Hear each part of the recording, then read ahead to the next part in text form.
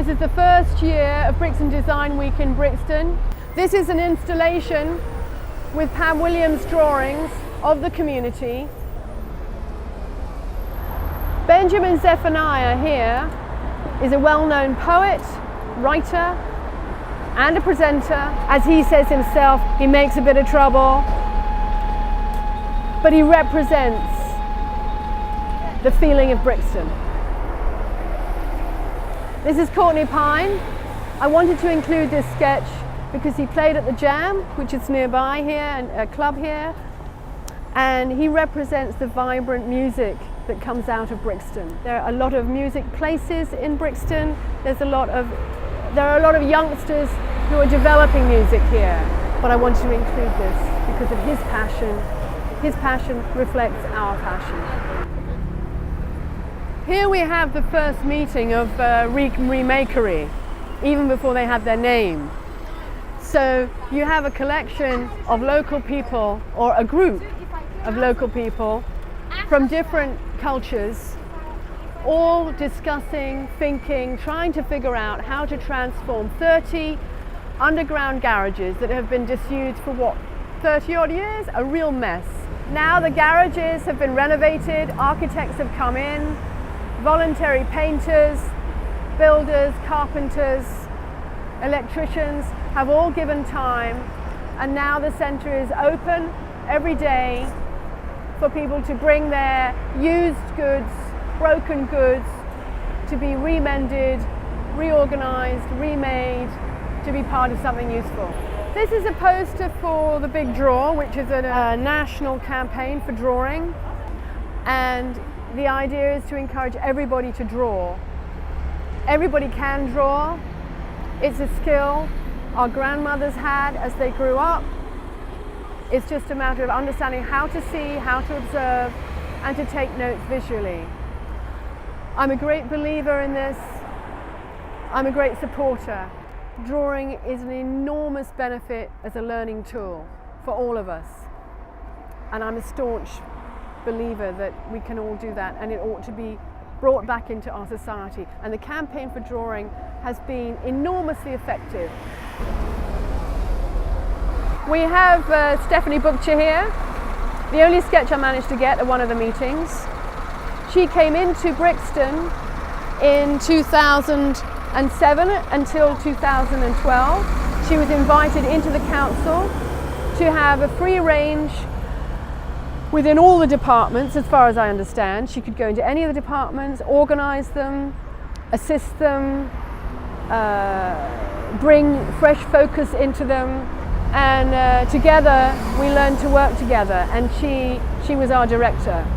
She made a big change and a big move that allowed Brixton to evolve as it does now. Who is cool, really cool, to turn our life around? That was the question at a police meeting. It was the first meeting for youth. Here are two girls at the first meeting where there was just a handful of youth.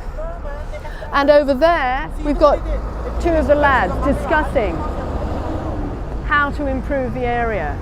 They were the first invitations to involve youth who live in the area who never have an opportunity to be heard. We now have a youth mayor. The communication between authorities and locals has really expanded and influenced the area and how it's run.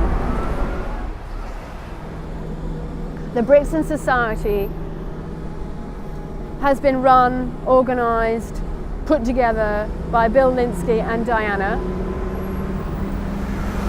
who have been in Brixton for, I would say, about at least 30 years.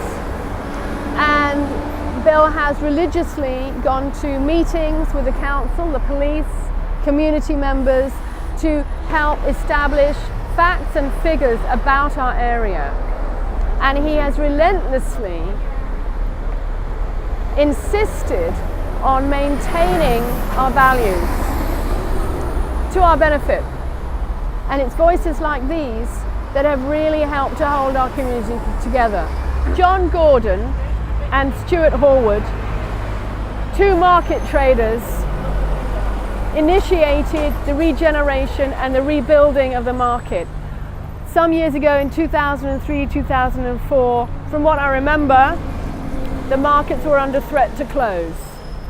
As a result of the effort from Stuart, who has a watchmaking store still running in the market, and John, who used to have a bed linen store in Electric Avenue, now he has closed that and now he works full time managing the logistics of the street markets.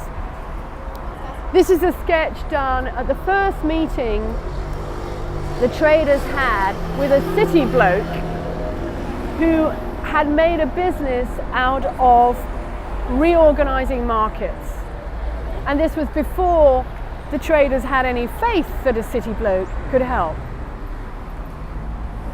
This is John Tucker, a local resident, very computer wise, who kindly offered to build a website for the street market traders. And it's because of that and because of the presentation that he made to the councillors at a council meeting that really boosted confidence in the market traders. And it really turned a corner for the traders to establish that they wanted to run their own markets. Devon Thomas has been a resident in Brixton for a long, long time. Now he's retired back to Jamaica. But before he left, he set up a business forum almost before its time. Before Brixton started regenerating, he was already trying to regenerate and trying to bring forward the communications between people living here. I asked him when I sketched him at one of these meetings, what could you say? Because one day this is going to be exhibited, and this is what he said. Lower Marsh and Brixton markets. The markets are the jewel in Lambert's crown, and they still are today. They are the centre of Brixton. They are the centre of a community. Lambeth Walk died because nobody cared. A famous place. Okay, so invest and encourage, make our markets thrive today. That's what he said, and that's what we want to do.